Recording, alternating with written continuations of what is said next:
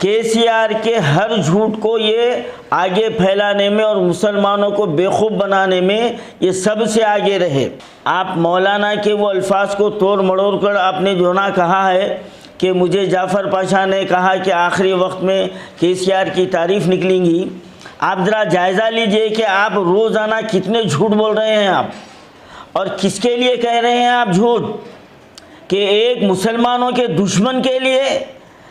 10,000 अइम्मा मौज़नीन की आपने बात की है। आज 6 महीने से अइम्मा मौज़नीन उस एजाज़ियत से महरूम हैं और आप ख्वाब गफलत में हैं। अस्सलामु अलैकुम रहमतुल्लाहि व बरकातहू। बिस्मिल्लाहिर्रहमानिर्रहीम। नाज़रीन किराम,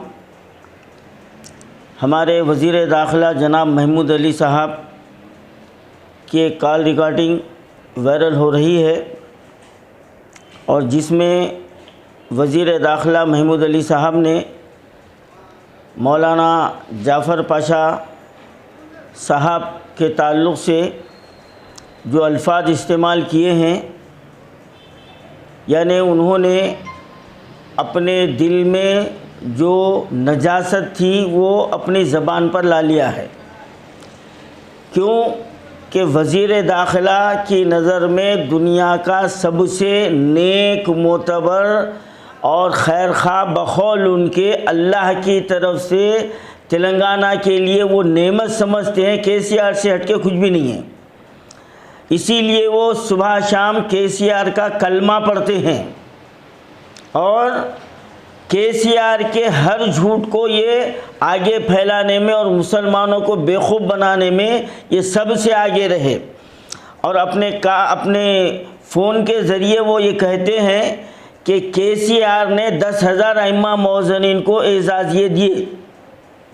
महमूद अली साहब, आप मौलाना के वो अल्फाज को तोड़ मड़ोड़ कर आपने जो ना कहा है कि मुझे जाफ़र पाशा ने कहा कि आखिरी वक्त में केसीआर की तारीफ़ निकलेंगी। आप ज़रा जायज़ा लीजिए कि आप रोज़ाना कितने झूठ बोल रहे हैं आप, और किसके लिए कह रहे हैं आप झूठ, कि एक मुसलमानों के दुश्मन के लिए, जो मुसलमानों को नीस्तो नाबूद करने का जिसने तहैया कर चुका है, हमारी इमलाक को तबाह व बर्बाद कर रहा है, हमारी मईशत को तबाह व बर्बाद कर रहा है। और जब से ये हुकूमत बनाया है उस वक्त से आज तक ये मुसलमानों को सिवाय धोखे के क्या दिया। 10,000 अइम्मा मौज़नीन की आपने बात की है। आज 6 महीने से अइम्मा मौज़नीन उस एजाज़ियत से महरूम हैं और आप ख्वाब गफलत में हैं और आप अवाम को गुमराह कर रहे हैं, झूठ बोल रहे हैं आप कि ये केसीआर का कारनामा है। क्या केसीआर अपने बाप के जेब से दे रहा? हाँ, अवाम का पैसा है। और वक्फ बोर्ड की कमाई कहाँ जा रही? कभी आपने पूछा अपने सीएम से या चेयरमैन से, आपने कभी पूछा कि इसका सालाना आमदनी क्या है, खर्च क्या है? हाँ, और औकाफी जायदादें आपका सीएम जो ना कितना लूट रहा है, आपको एहसास है? अगर आपके बाप दादा की ज़मीन पे कोई कब्जा करता तो आपको कितनी तकलीफ़ होती? हाँ, आपको हो रही है तकलीफ़। मुसलमानों की जायदाद को लूटा जा रहा है और आपका सीएम दोनों हाथों से लूट रहा है। हाँ, आपके पास जो ना शर्म हया नाम की कोई चीज़ है? और आप बड़े जाम से कहते हैं मैं सियासतदान हूँ, मुझे तारीफ़ करना पड़ता है। ऐसी तारीफ़ कभी अपने माँ बाप की है आप? कभी अपने उस्ताद की तारीफ़ किए? और आप केसीआर के हाथा पावा चूम के पेट में मुंडी डालने वाले, हाँ, और उसके बेटे के भी हाथा पावा चूमने से आप पीछे नहीं हटे। और आप ये कहते हैं कि मुसलमान भाई वज़ीर दाखिला बना तो खुश होना था। अरे आप मुसलमानों के लिए जो ना मुंह पे तमाचा है, धब्बा है।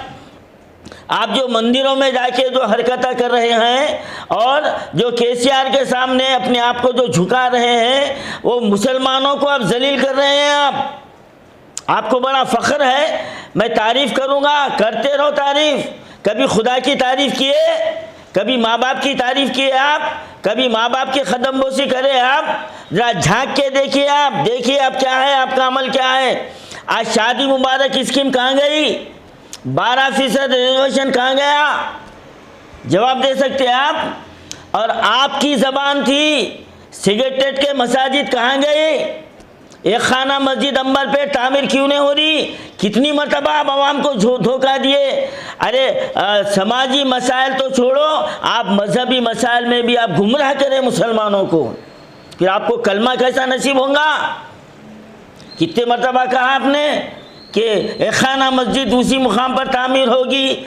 हाँ, और ये सेक्रेटरीट मसाजिद जो है ना, शहीद होते वक्त आपको इत्तला नहीं थी?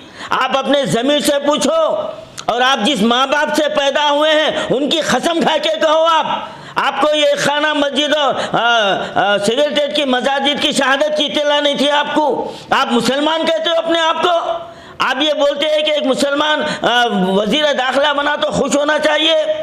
अरे लानत है ऐसे मुसलमान के ऊपर जो अल्लाह के घरों को गिरा के जो है ना झूठ कहता है। और कहाँ गए 12% तहफ़्फ़ुज़ात? और आप गढ़वाल के इलेक्शन में क्या फरमाए थे आप? ये इलेक्शन जीतते वक्फ बोर्ड को जुडिशनल दर्जा दिया जाएगा। आज ज़बान में क्या हो गया आपके? क्या हो गया?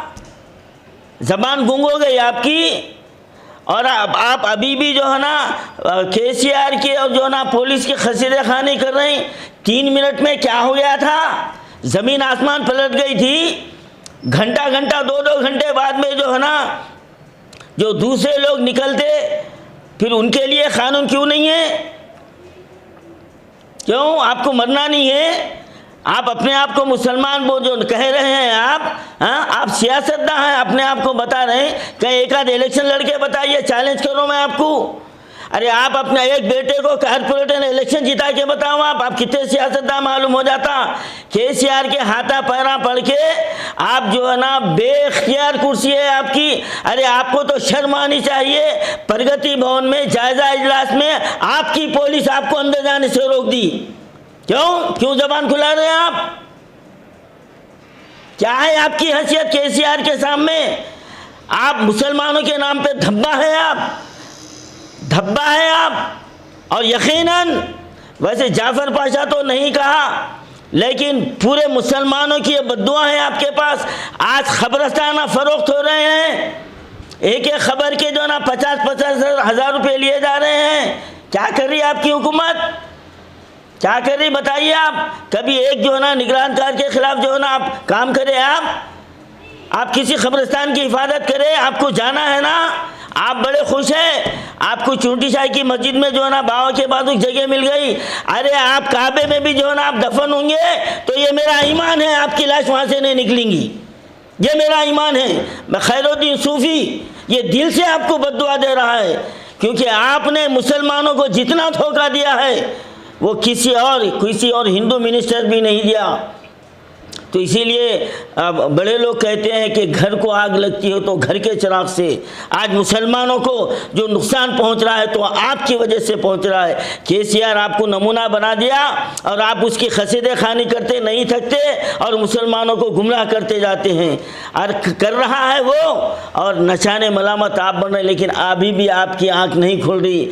आप अभी भी कह रहे हैं कि KCR जो ना अल्लाह की तरफ से नेमत है। ये सेक्रेटरी की जो ना मसाजिद का खातिर अल्लाह की तरफ से नेमत है। ये 6 मसाजिद का खातिर अल्लाह की तरफ से नेमत है। ये आप मुसलमान हैं, आपको अल्लाह को जवाब देना नहीं है।